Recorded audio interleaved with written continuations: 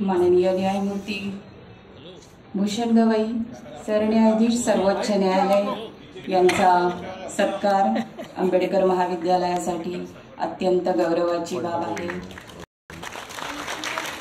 आंबेडकर महाविद्यालयाच्या इतिहासामध्ये स्वर्णपानाने हा इतिहास लिहिला जाईल।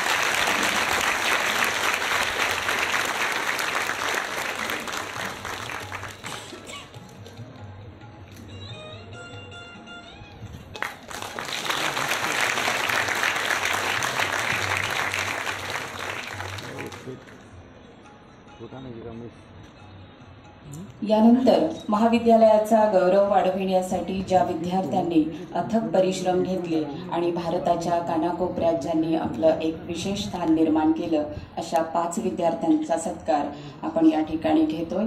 आणि हा सत्कार देण्यासाठी मी आमंत्रित करते माननीय न्यायमूर्ती भूषण गवई, सरन्यायाधीश सर्वोच्च न्यायालय सरांना। कुमारी सावी श्रीकांत बुलकुंडे, रँक 517, पूर्ण UPSC मधून आंबेडकर कॉलेजच्या 12वी विज्ञान शाखेच्या सावीने 5 वर्षाच्या अथक प्रयत्नानंतर सिव्हिल सर्व्हिस एक्झामिनेशन 2024 मध्ये 517वा रँक मिळवत महाविद्यालयाचा गौरव वाढविला आहे। करिता सावीला सन्मानित करण्यात येत आहे।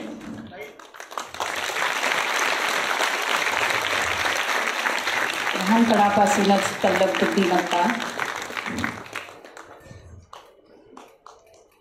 यानंतर कुमारी चारुल मनीष विटाळकर, जून 2025 मध्ये CA परीक्षेत 400 पैकी 323 गुण मिळवत अव्वल स्थान प्राप्त करण्यासाठी गौरव करण्यात येत आहे। चारुल मनीष विटाळकर ही आमच्या महाविद्यालयात 96.37% गुणांसह बोर्डात सुद्धा अव्वल आलेली होती। कुमारी रुचिका बाकरे, CA फाउंडेशन परीक्षेत 400 पैकी 248 गुण मिळवत अव्वल स्थान प्राप्त केले आहे। त्याचबरोबर 96.67 गुणांसह बोर्डात सुद्धा अव्वल आलेली आहे।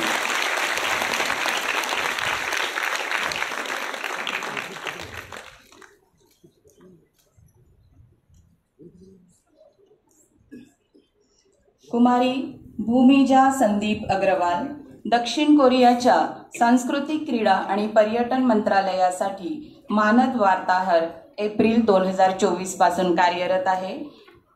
YLC young leaders for active citizenship द्वारा आयोजित काउंटर स्पीच फेलोशिप मध्ये सर्वोत्कृष्ट फेलो म्हणून सुद्धा तिचा गौरव करण्यात आला आहे।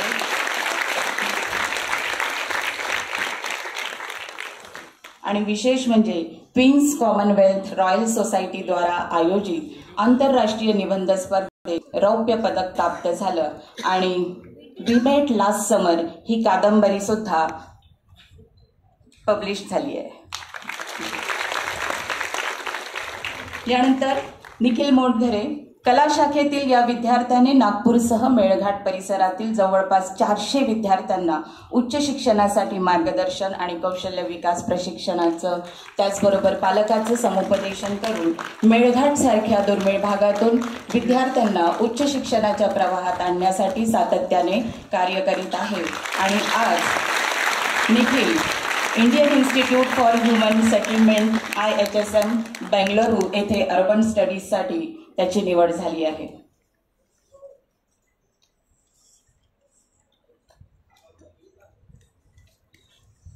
मान्यवरांचे धन्यवाद। यानंतर या सोहळ्याला संबोधित करण्यासाठी मार्गदर्शन करण्यासाठी मी सर्वप्रथम आमंत्रित करते माननीय श्री देवेंद्र फडणवीस, माननीय मुख्यमंत्री महाराष्ट्र राज्य।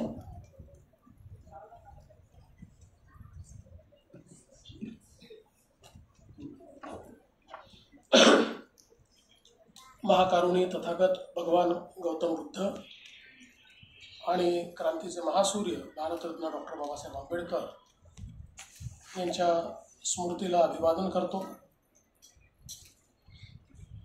या पवित्र दीक्षाभूमीच्या परिसरामध्ये डॉक्टर बाबासाहेब आंबेडकर कॉलेजच्या हिरक महोत्सवी कार्यक्रमामध्ये मंचावर उपस्थित असलेले आपल्या या भूमीचे सुपुत्र आणि भारताचे सरन्यायाधीश आदरणीय भूषण गवई साहेब, या ठिकाणी विशेषत्वाने मंचावर उपस्थित असलेले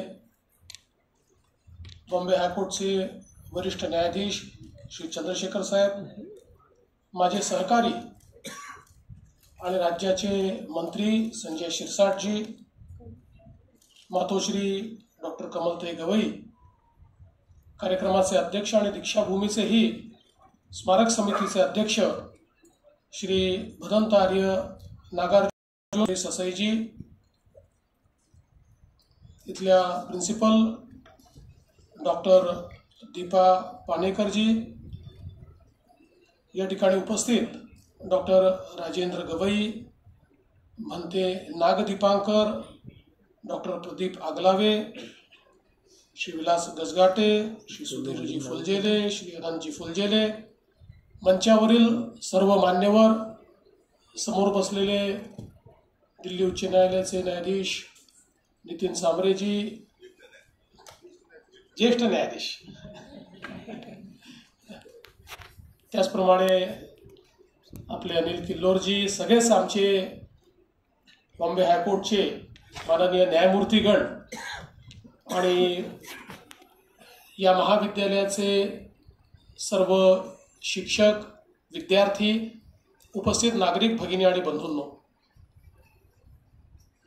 आज मला अतिशय आनंद आहे की एक ऐतिहासिक पार्श्वभूमी असलेल्या डॉक्टर आंबेडकर कॉलेजच्या हिरक महोत्सवी समारोहामध्ये सम्मिलित होण्याची मला संधी मिळाली आणि हाही विलक्षण योगायोग आहे की या संपूर्ण दीक्षाभूमीच्या या कॉलेजच्या उभारणीत जडणघडणीमध्ये ज्यांचा अतिशय मोलाचा वाटा आहे ते माननीय दादासाहेब गवई यांचेच सुपुत्र भूषण गवई साहेब हे देशाचे सरन्यायाधीश म्हणून आज या ठिकाणी उपस्थित आहेत, ही खरोखर मला असं वाटतं की एक विलक्षण अशा प्रकारचा योगायोग आहे. तसं तर गेले अनेक वर्ष विविध कॅपॅसिटीमध्ये भूषण गवई साहेबांनी देखील इथली सेवा केलेली आहे आणि एक प्रकारे आपण असं म्हणतो ही बिलॉंग्स टू दिस प्लेस, तशा प्रकारे त्यांचा इतके वर्ष इथे वावर राहिलेला आहे.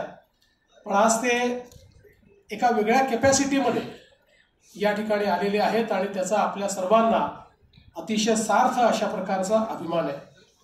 खरं म्हणजे पद्मश्री दादासाहेब गायकवाड असतील, दादासाहेब गवई असतील, सदानंद फुलझेले साहेब असतील, यांचा आवर्जून उल्लेख करावा लागेल की या मंडळींनी इतर काही लोकांना सोबत घेऊन या आंबेडकर कॉलेजची स्थापना केली आणि त्यावेळी कदाचित कोणालाही याची कल्पना नसेल की हे कॉलेज इतकं मोठं होईल आणि इतकं नावारूपाला येईल.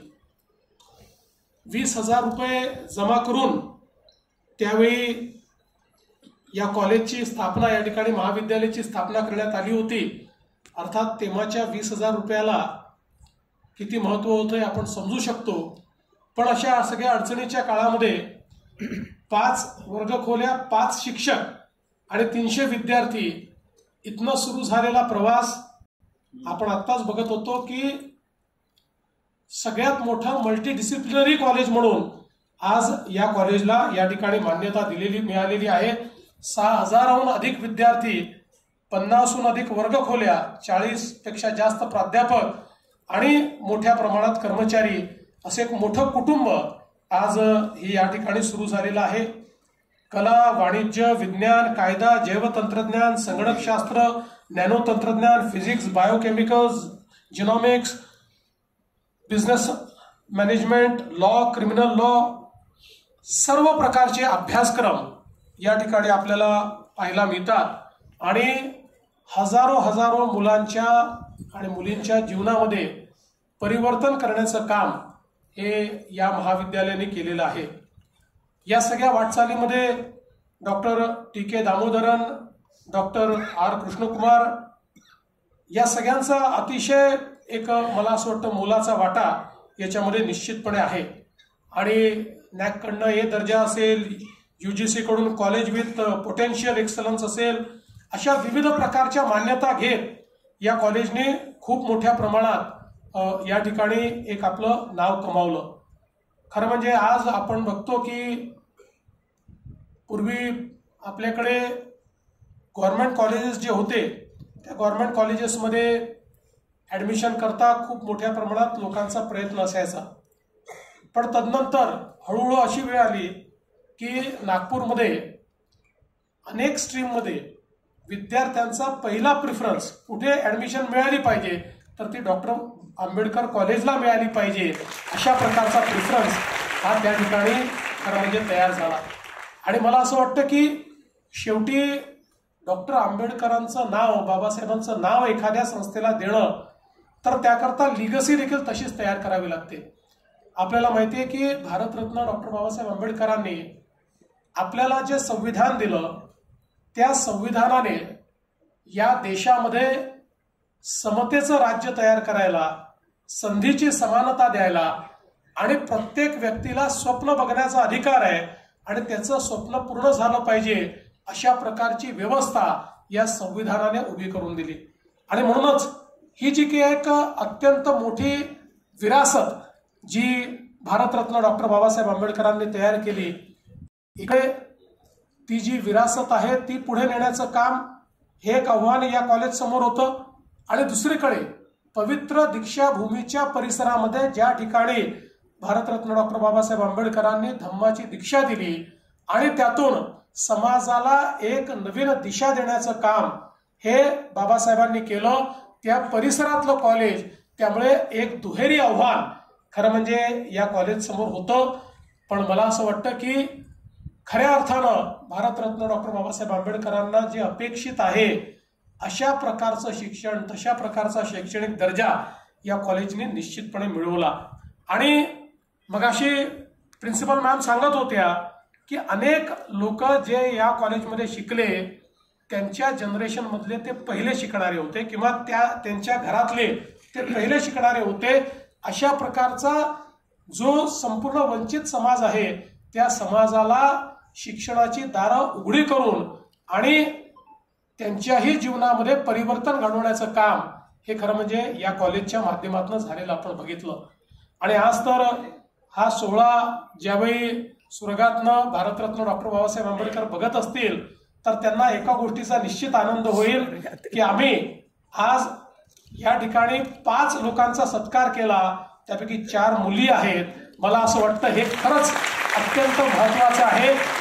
जे अपेक्षित होतं की सर्व प्रकारचे वंचित घटक या देशामध्ये, विशेषतः देशातला जो 50% घटक आहेत, आमच्या ज्या महिला आहेत, या महिला जोपर्यंत मुख्यधारेत येणार नाहीत तोपर्यंत देशाचा विकास होणार नाही, ही डॉक्टर बाबासाहेब आंबेडकरांची संकल्पना होती. आणि आज खरं म्हणजे तेच पूर्ण होताना दिसतंय. आणि म्हणून या 5ही विद्यार्थ्यांचं मी अभिनंदन करतो. पण विशेष अभिनंदन आमच्या 4 लहान आमच्या ज्या मुली आहेत, आमच्या भगिनी आहेत, त्यांचं अतिशय मनापासून अभिनंदन करतो की एक चांगल्या प्रकारे त्यांनी याला दिशा दिली आहे. खरं म्हणजे हे मी म्हणत असताना एक गोष्ट आता मान्यच केली पाहिजे की अलीकडच्या काळामध्ये आम्ही ज्यावेळी कुठल्याही युनिव्हर्सिटीच्या कॉन्व्होकेशनमध्ये जातो त्यावेळी 100 मेडल असतील तर 80 मेडल मुलींना मिळतात आणि 20 मेडल मुलांना मिळतात. मला असं वाटतं समाजामध्ये हा बदल अतिशय स्वागतार्ह आहे, अतिशय चांगला अशा प्रकारचा बदल आहे. आज खरं म्हणजे निश्चितपणे दादासाहेब गवई असतील किंवा फुलझेले काका असतील यांची देखील आठवण येते की ज्या लोकांनी खूप मेहनतीनं हे सगळं या ठिकाणी उभं केलं. अतिशय विपरीत परिस्थितीमध्ये, कुठलीही अनुकूलता नसताना या सगळ्या गोष्टी या ठिकाणी उभ्या राहिल्या. अनेक लोकांची नावं त्याच्यामध्ये घेता येतील. पण मला असं वाटतं की हे जे काही आज उभं राहिलेलं हे जे काही वैभव आहे याच्या पाठीमागे ज्यांचे श्रम होते, आज खरं म्हणजे त्यांची आठवण काढणं या हीरक महोत्सवी वर्षाच्या निमित्ताने अत्यंत महत्वाचं आहे. कारण अशा प्रकारचा कुठलाही समारोह हा मागे वळून पाहायचं, सिंहावलोकन करायचं, जिथपर्यंत आपण आलो आहे त्याबाबत समाधान व्यक्त करायचं आणि त्याहीपेक्षा पलीकडे आपल्याला जायचं आहे, अशा प्रकारची त्या ठिकाणी एक संकल्पना मनाशी धरायची. याकरता हा कार्यक्रम निश्चितपणे होत असतो. त्यामुळे मला विश्वास आहे की डॉक्टर आंबेडकर महाविद्यालय आतापर्यंत जे काही मिळवलंय त्याच्यावर थांबणार नाही, तर हा जो एक एक्सलन्सचा प्रवास आहे, गुणवत्तेचा प्रवास आहे, हा प्रवास असाच विस्तारित होत राहील आणि नवीन शिखरं सातत्याने पादक्रांत करण्याचं काम हे या महाविद्यालयाच्या माध्यमातून होत राहील, हा मला अतिशय मनापासून विश्वास वाटतो. पुन्हा एकदा मी महाविद्यालयाच्या सर्व आजी माजी ट्रस्टीजचं, सर्व आतापर्यंतच्या प्राचार्य आणि शिक्षकांचं, सर्व माजी विद्यार्थ्यांचं, आजी विद्यार्थ्यांचं मनापासून अभिनंदन करतो आणि अशाच प्रकारे हे कार्य अव्याहत सुरू राहावं आणि भारतरत्न डॉक्टर बाबासाहेब आंबेडकरांनी जो मार्ग आपल्याला दाखवलेला आहे त्या मार्गाने समाज परिवर्तनाचं एक उपकरण म्हणून या ठिकाणी या महाविद्यालयाने काम करावं, अशा प्रकारची अपेक्षा व्यक्त करून चांगल्या कार्यक्रमामध्ये मला देखील या ठिकाणी निमंत्रित केलं त्याबद्दल आपले आभार मानतो आणि माझं बोलणं संपवतो. धन्यवाद. जय हिंद.